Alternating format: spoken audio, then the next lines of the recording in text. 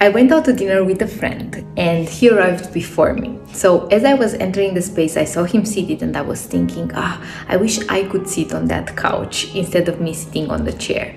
And as I enter, he stands up, he greets me, and then he says, "Here you go. Would you like to sit on the sofa?" And in that moment, I realized how much respect I have for this man. It was yet again a reminder of how easy he reads into energy.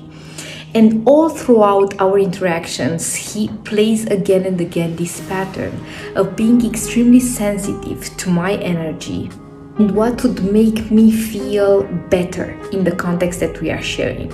And I wish I told him, and I'm gonna tell him next time I see him, what a great life partner he's gonna make for somebody, because he is naturally attuned to intuiting somebody else's needs and then aligning his actions so that he meets those needs.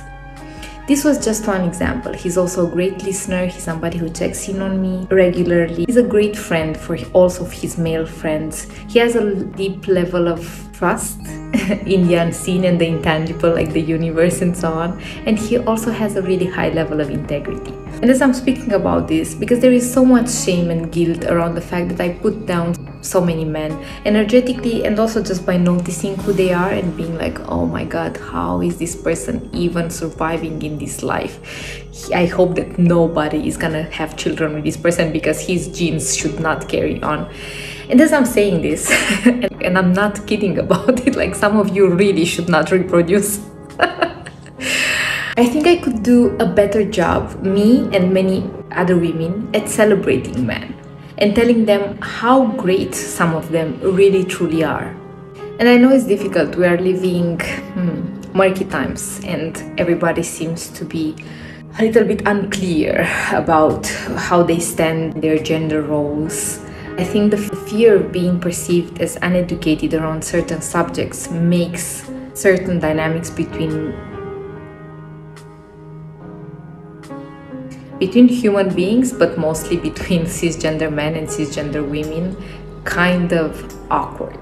Maybe the only thing that really needs to be done is to communicate more about what feels good for us. Just like I'm planning to communicate to my friend how good it feels for me when he reaches out and he says, hey, let's grab something to eat together, when he opens the door for me, when he keeps eye contact with me while we are having a conversation and doesn't check his phone. When his phone rings and he puts it on silent and he says, it's okay, I'm gonna deal with it later. I think we get carried away very easily at focusing on what people could do better, instead of focusing our attention on what they are doing already marvelously and where we could celebrate them more.